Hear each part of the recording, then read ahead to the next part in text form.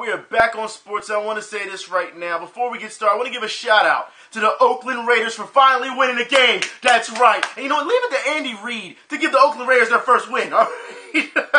It's just crazy. I don't get it. But you know what? It's been a great week for football. I want to start, all right, with Eagles-Titans. I want to say this right now, all right, because I'm tinkering with this idea because I'm not sure who's responsible.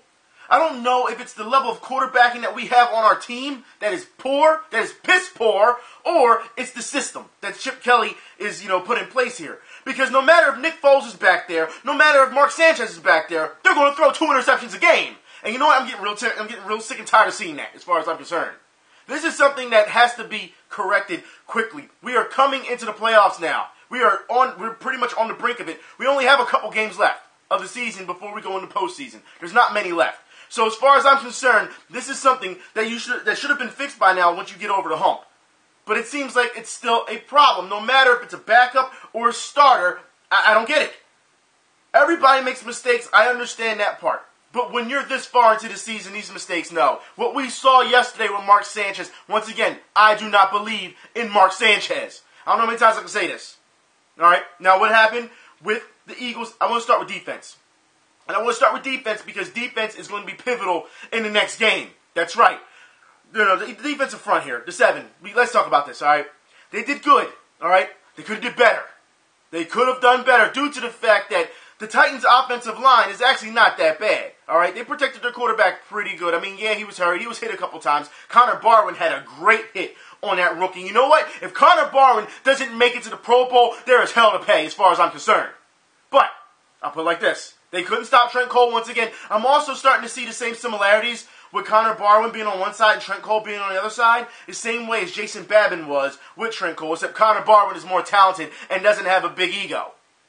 He's actually a good person. He does a lot here for the city. He does. So I'm not going to sit here and say that. But also understand that Connor Barwin is a great athlete in his own right. He is. He is. But Trent Cole still makes that engine go. However, I did see twice yesterday when Eagles got sacks, Eagles players started celebrating and not realizing that there was a flag on the play. Especially with Trent Cole when he got that sack and didn't realize he was offsides. Because he tried to jump the high, he tried to jump the snap and try to get pressure on. And then he got the sack, started celebrating, started hugging, carrying on like it was nothing to it, and then realized it was a flag. We've seen this time and time again with our Eagles team. We cannot keep doing this, okay? Get your sack. I understand sometimes you're going to celebrate, but you have to realize it when the refs throw flags. Because it really does make you look stupid. I'm just saying, okay?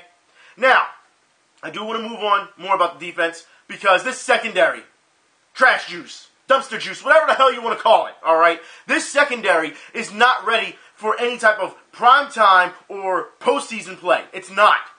It is a problem. And I put it like this. Next week, I should say next week, Thursday, in a couple days, Thursday against Dallas, guess what? I see a lot of problems with that secondary. If you're having that many problems against the Tennessee Titans, all right, and a rookie quarterback throwing the long ball, what the hell are you going to do against Des Bryant? That's my problem right now with the secondary. And then don't tell me you're going to put Kerry Williams one-on-one with Des Bryant and he's going to try and jam him all day. That's not going to work. So secondary really has to be on their P's and Q's this week. They do. It was a great game for the Eagles come, yesterday. But what did I say? I said, all right, we are up by 40 points. We were up 40, 17 at one point? And I said, time to take out the starters, let them rest, let them get ready for Dallas. What did Chip Kelly do? He kept the starters in there on offense and defense. And what happened? Kerry Williams got hurt. Now, I know a lot of people are going to say, well, it doesn't matter. Kerry Williams is garbage anyway. I agree. He's trash. But still, players are getting hurt because of the fact that you're keeping your starters in. You can't do that, especially when you're up by so much. It is time to let the other guys get their play. There is no way within, 4 minutes left in the game that Tennessee was going to come back from that. Really, it seems like Chip Kelly is not paying attention. I don't know if he just wants them to get more reps, want them to get more comfortable, but guess what? The offense was comfortable, except Mark Sanchez. Mark Sanchez is never going to be comfortable. You understand that, right? Never.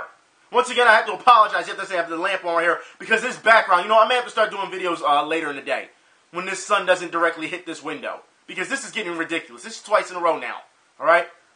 Not to mention it just poured not too long ago. But anyways, Mark Sanchez will never be comfortable, I don't think, in his pocket, no matter how much he preaches that he is. I don't think he is. So, like I said, I don't believe in Mark Sanchez. McCoy had a great game yesterday. He had, 100 yards rushing, in the first half? So, for those who did not see what happened last week, Howard Eskin came out and talked to McCoy in an interview in the press conference after the game last week. And he asked McCoy if he was still the same player he was. And it pissed McCoy off so much, he walked out the press conference. Howard Eskin has a tendency of doing this time and time again. This is the same Howard Eskin, okay, that decided he wanted to call out Charlie Manuel. Old Charlie Manuel when he's with the Phillies. And what did Charlie Manuel do? He said, "I'll see you when I see you." And what happened? He got out there and he wanted to fight Howard Eskin. And Howard Eskin ran away. This is the same Howard Eskin that called Bernard Hopkins a fraud. That's right. So Howard Eskin, if you think Bernard Hopkins is a fraud, why don't you get in the ring with him? Howard Eskin has a tendency of doing this time and time again, and it seems like nobody wants to hold him accountable. Yet, for some reason, they keep putting him on TV. They keep giving him these type of secrets. I don't care how much buddy-buddy he was with Andy Reid. Did you notice, ever since Andy Reid left, Howard Eskin hasn't had that many first digs at reporting? Have you noticed that? I am so tired of Howard Eskin at this point. It's time, I told you, it's time for dinosaurs to roll over. It's time for them to be gone and let the new guy step in. And it seems like he's going to milk this to the end. But it doesn't matter. Alright? It really doesn't. Because the Eagles showed yesterday, LaShawn McCoy showed yesterday, he's still there. And you notice a lot of big runs came from where? What did I say before? Left side of the field. Left side. Just saying. Like I said, you got to keep running him on that side. Stop running him over to the strong side. They're going to be waiting for him on that side. Him to bounce to the outside. He actually ran between the tackles yesterday. But, doesn't matter. Receivers. I got to say this now. Stop targeting, and this is towards receivers and also the quarterback. Stop targeting Riley Cooper. Every time you make him the primary target, it ends up being an interception. Look at the stats. I'm tired of this. Macklin deserves to have more touches. Seriously. Tight ends, Ertz looked good yesterday. Selleck looked good yesterday. Sproles looked good yesterday. I mean, there's a number of receivers who look good. Huff had that, he gave us that jump start, which is kind of odd, because every time you talk about Huff, it's either a drop pass or a fumble or something. He does something stupid, okay? But off the kick return, we got a touchdown. That was good momentum going in. So I'm very happy to see that. The Eagles do have to tighten up on defense. It is going to be a factor on Thursday? It is. Now, I want to talk about Dallas fans, all right? Because for some reason, this week, not just this week, the previous 2 weeks, the previous 2 games you had, you've been getting, all hyped, talking about you going to go to the Super Bowl. Are you serious? First off, let's get something straight. Before your bye, you played against the Jaguars, and you got hyped talking about something, we back. It's the Jaguars. Then yesterday, you played against a 3-win Giants, which, let's be honest here, the Giants had your number. The Giants should have won that game, and they gave it away. They did. Let's be honest, all right? And then you see guys like this coming out in the woodwork talking about some congratulations, on an early Super Bowl. Like, what?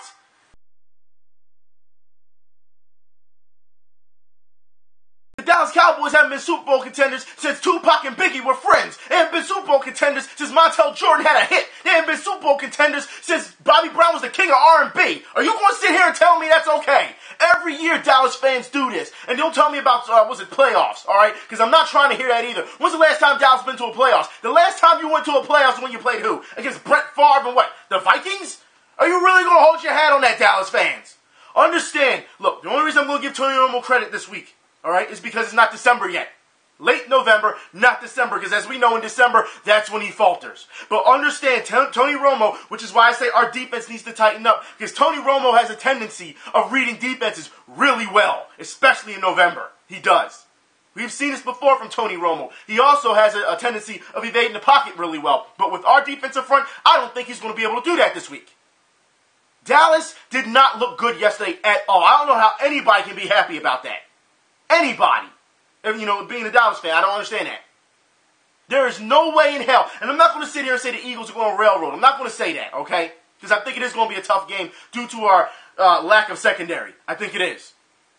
But I do see the Eagles winning this game. I see them going into Dallas and punching them in the face. That's what I see. There's no way how you can sit here and tell me, even Skip Bayless, Mr. Cowboy, came out yesterday and said, I'm kind of scared about this Dallas Giants game. What does that tell you? Your biggest supporter that's always on ESPN talking about the Dallas Cowboys, your biggest supporter was scared to death yesterday over the Giants, the 3-win Giants. And you think you're going to just go up against us Eagles like that? Really, Dallas? You do understand that you have a lot of holes in your defense, right? You understand you have a lot of holes in your offense as well. Because I'll put it like this. If DeMarco Murray doesn't run the ball well, you can consider yourself screwed. It's that simple.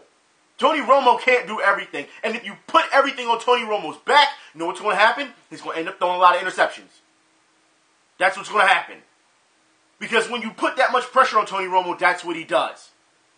But when you have a balanced offense, Tony Romo can cruise. That's what he does. It seems like people don't understand the way Tony Romo is built as their starting quarterback. They don't understand the way he actually performs.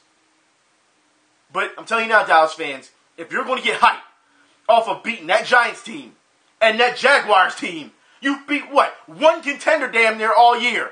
Was it the Seattle Seahawks? And that was during their losing slump. So you're going to sit here and tell me that's what you're going to hang your hat on? I'll put it like this. Come Thursday, it's going to be hell to pay, I'm telling you, for the Dallas Cowboys. You're sitting here and you think that you're going to send me messages and something like that. Most of it is us just, playful jawing back and forth. You know I don't ever have a problem with that. But when you look on Twitter and you see the way these Dallas fans are acting, all right, you got guys now who are trying to promote the kicker, all right? He's the best, he's the most accurate kicker in history. That's what you're going to hang your hat on, the kicker? Really? The guy who really isn't out on the field most of the time. He can only hit 3 points at a time. Stop, Dallas fans. You better be prepared, especially your offensive line, because if they're not, oh man, we're going to have a field day with Tony Romo. If you thought last time when he was laying on the ground with his back hurt, I'm telling you now, if you think our defensive line is just going to lay down for you, you're crazy. It's this simple.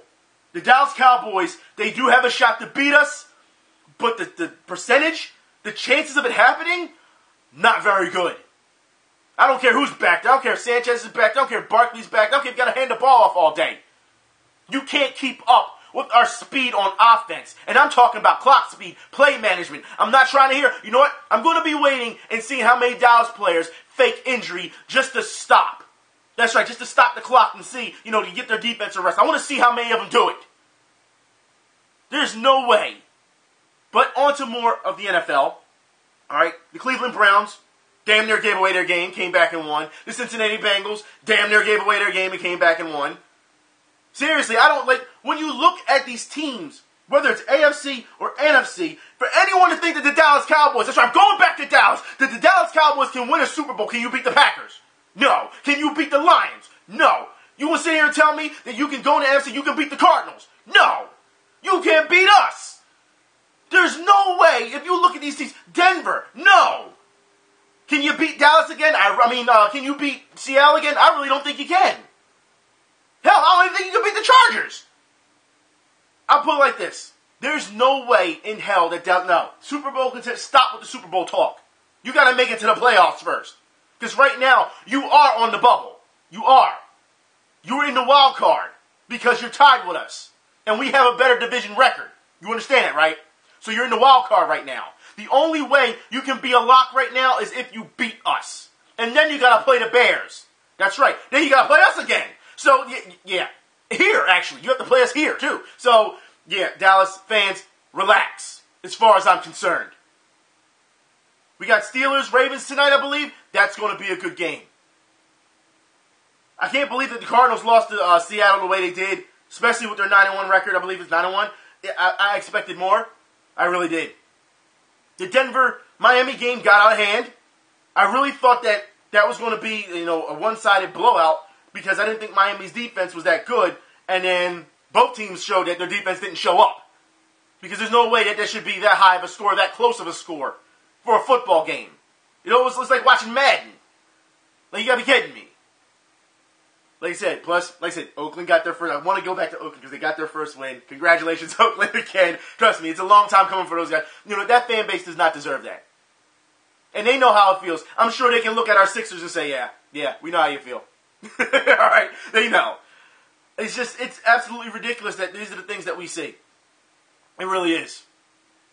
But speaking of ridiculous, all right, and I want to move on because I want to talk about the Griffin Force Flop of the Week, which goes to football. That's right, not the football we're talking about now, but the soccer. So football from overseas, that's right. Look how this guy has to try and sell a foul or a yellow card or whatever you want to call it these days. It is flopping like a fish. Literally.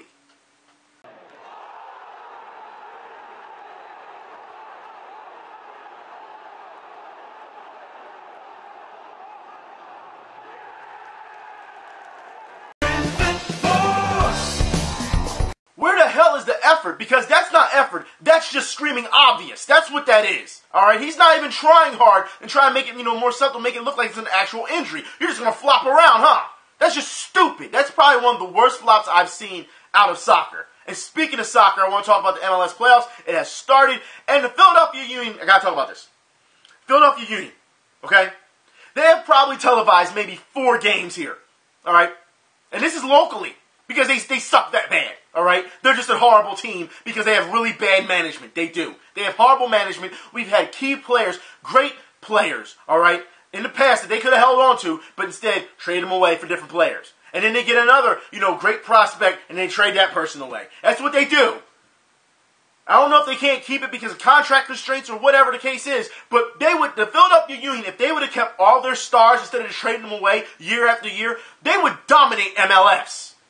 And it's pathetic that we have this type of management that does this. And it's not even just, coaching, you want to cut the coaches, or you want to cut the the goalkeeper, or whatever star. No, it's management, and no one is really taking the blame in the front office. Because that's what it is. You built that stadium out there in Chester. It's a beautiful stadium, but guess what? If you're not winning, people are not going to show up. Yes, the Sons of Ben will show up, but that's about it.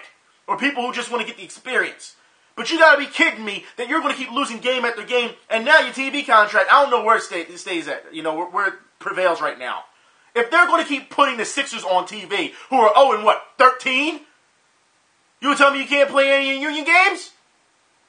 Because they keep losing. Because everyone now, if you go outside right now, I guarantee you say, hey, are you going to see a Union game? Like, Union who? Union who? That's what it comes down to. Unless you go to the soccer pub here, you're really not going to see much soccer. It's sad. But I do want to talk about more overseas sports. For those who don't know boxing, let's talk boxing. That's right. For those who did not see Pacquiao versus Algieri over in Macau, China, it's kind of pathetic. It was exactly what I thought it was going to be. All right, Chris Algieri was taken to the shed. Manny Pacquiao showed once again why he's Manny Pacquiao. That's what he did. He attacked him at all types of angles, all types of speed. Chris Algieri was pretty much a punching bag. He was on his ass so many times it was ridiculous. He got knocked down so much. But this is what you have to expect. All right, Chris Algieri was not ready for this. They tried to keep billing him as the underdog. And here's the thing. I don't have a problem with him being billed as the underdog, but what he did against Provodnikov showed that he wasn't ready for that type of fight. Chris Algieri outboxed Provodnikov for the rest of those rounds. I really thought Provodnikov did enough to keep, to keep his title. Especially when that one punch when he knocked him down, his eyes swelled like here. Yeah. But I still thought he did enough to maintain his title. However, they felt Chris Algieri won off of boxing prowess. However, when you're going up against one of the best in the world when it comes to boxing and speed, and you don't even show that type of footwork, and don't get me wrong, Chris Algieri had his moments where he was hitting him. He was tagging Manny. He was. Okay? There was a couple times where he wasn't stepping into a punch so it didn't snap his head back. But he still had those times where he hit Manny. I'm not going to take that away from him. But it seems like Manny, once again, just comes in ferocious. That's what he does. And it seems like Chris Algieri had no answer for it. And it seems like a lot of boxers don't have an answer for it. You can't stay in the middle of the ring. We saw what he did, against Bam Bam? We saw that. Stood there right in the ring, just like this, and waved and punch. You have to understand, when you put your hands up like this, it's pretty much earmuffs. That's what it is. When you do like this, Manny is not going to come straight at you. He'll try it once and it's not going to work. All right, so what will Manny do? He will come on an angle. And people have to understand this. When you have your hands this high, especially if you're against the ropes or in a corner or something, you have your hands this high, especially with a Manny Pacquiao, you don't attack head on. You attack on an angle. Why? Because then you have the right hand come this way, and then you can still hit this way. You have to understand that both arms, should say, when swinging, can hit on both sides. Mind you, when you have your hands up like this, you cannot see out this side, all right, unless you turn, which you don't want to turn like that because you're going to get caught. So when you're up like this and he's attacking on an angle, you're getting hit here, and you can't see exactly where that person is standing. It's a blind spot. You have to understand Manny Pacquiao knows his angles. He knows his tactics. He knows exactly what he wants to do. And that's what makes him one of the best, especially when he has Freddie Roach in his corner. I will say this. He said he wanted to fight Mayweather. I don't care if it happens. I don't know if it's going to happen. We've heard this so much where now I'm at to the point where it says, I'll see it when I'll believe it when I see it. That's what it comes to. But if it happens, it happens. All right? I don't care who wins. I would just like to see a really good fight. But Mayweather is coming off of 2 fights now, all right, against Maidana, who is a very aggressive fighter. He doesn't have the foot speed Manny has, but he has more punch volume than I believe Manny does. So understand, Mayweather has that thing. I will put it like this. If Floyd does take this fight with Pacquiao, for those who don't know, Floyd does not watch film before a fight, training in a fight. He only does it afterwards to see the mistakes that he made. If Floyd is smart, he will watch film. If he's going to take this fight, as soon as it is announced, or, because he knows when it's going to be announced, he knows what he wants to do, start watching film on Manny Pacquiao beforehand to get those tactics down. If you do not, I feel as though he will lose. It's that simple. Manny Pacquiao knows exactly what he wants to do, and if you haven't noticed, Manny Pacquiao, ever since the knockout from Margarito, alright, not Margarito, who knocked him out again? God damn it, who knocked him out? He just lost it to, was it Bradley not too long ago? Damn, what's his name? I forgot. Anyways, it doesn't matter. It escapes me right now. Anyways, all right. When you have that type of aggression, when you get knocked out like that, and if you notice, he wanted to prove he can still fight. But if you notice in his fights now, he doesn't go head in. He doesn't just say, oh, I'm just going to throw a bunch of punches. He's thinking first. He's setting up first before he decides he's going to hit you with a flurry of punches, if you haven't noticed. Because he draws back first. Now, he draws and does like this first before anything. He's thinking of the angle he wants to take first. He's not just coming in and saying, I'm going to throw. Because that's what he did. And that's how he got caught with the counter. That's exactly what he did. So it's a little bit different at this point. Okay? Now, I do want to move on. I want to talk about basketball. For those who don't know, Jason Collins. Alright, we got to talk about this. Jason Collins, Mr. I'm going to come out the closet, even though I'm not a good basketball player, Jason Collins, decides he's going to retire from the NBA. Now, I have to ask you basketball fans, who didn't see this coming? Seriously, we knew that this was just something just to promote him being gay. We knew this. This was a sideshow. That's what they did. They took gay rights and they made money off of it. Because as we know, Jason Collins can't play basketball to save his damn life. Even when he was with the Nets, when all those jersey sales were through the roof, where was Jason Collins? Sitting on the bench. Because he's not good.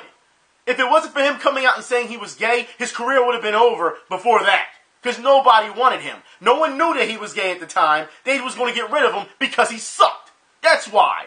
So he extended his career for a little bit longer, and now he's retiring. I don't feel bad for him. He's done nothing with the New York Nets, or should I say the Brooklyn Nets. No matter how you want to call it. I still look at them as the New Jersey Nets, but it doesn't matter. But he's going to retire. Let him retire. Seriously, he's done nothing. He's done nothing but bring gay rights and jersey sales to the NBA. That's what he did. Even though we knew before this that there were gay players before him. We knew this. But apparently it doesn't matter. We're supposed to just forget them. I don't understand this. The Lakers, I don't know what's going on with the Lakers. Well, we know what's going on with the Lakers. They're actually doing exactly what I said they were going to do. They're not going to go anywhere this year. I don't care if you get, Swaggy Pete, whatever he wants to call himself these days. He's a bum. I can't believe that you're hoping that he's going to be the push that you need to get this Lakers team back. As far as I'm concerned, Kobe should just take every shot. Damn near every shot. Why not? Nothing's going to come from this. The Lakers don't look good at all. Alright?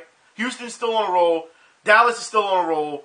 OKC is they're still trying to, since all the injuries, they're still trying to, keep it going. And I think they're doing a fair job at it. Okay, they are. All these teams, Golden State, whatever, they'll keep moving forward. But it seems like the East is still troublesome. The Cleveland Cavaliers are still losing games. LeBron James came out and said, we're a fragile team right now. It's funny because every time I see LeBron James, he's sitting on the sidelines. He's not getting back on defense. He's ho-humming. He shows his body language. He does not care. He doesn't. The Cavs are apparently a three-point shooting team now.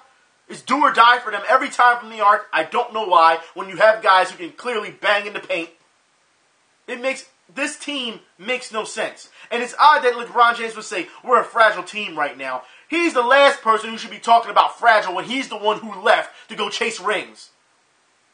Like I said, but y'all want to keep promoting this dude. Every time I turn on Twitter, I see somebody post, watch LeBron James dunk, watch this steal, watch this tip, watch this pass. Who cares? It don't equate to wins. But y'all want to keep pushing this dude. I don't understand why. Miami's still having problems, and I say it from the flip side of things of the LeBron James saga, I should say. You know, Dwayne Wade's not playing. Chris Bosh is trying to do everything he can to keep it going. And I'm starting to see the frustration from Cleveland teammates on LeBron. It's the same frustration that Miami teammates had. And I say that if you look at Chris Bosh. Because even he said Kevin Love needs to adjust his game. It's just weird. But seeing LeBron just sit on the side and just sit there and just be complacent, like, who is this dude? I don't understand it. Y'all want to still call him the best. I can't see that. I don't see it. I really don't. I don't know. It just seems something is off with the Cleveland Cavaliers. Like I said, I really think that the Bulls are going to take. I said it for 2 weeks now. The Bulls are going to take this. They're going to take this division. Washington put up a good push though. Washington looked really good against the Cavs. They were just hustling hard. That's what they did. They showed that they wanted to win.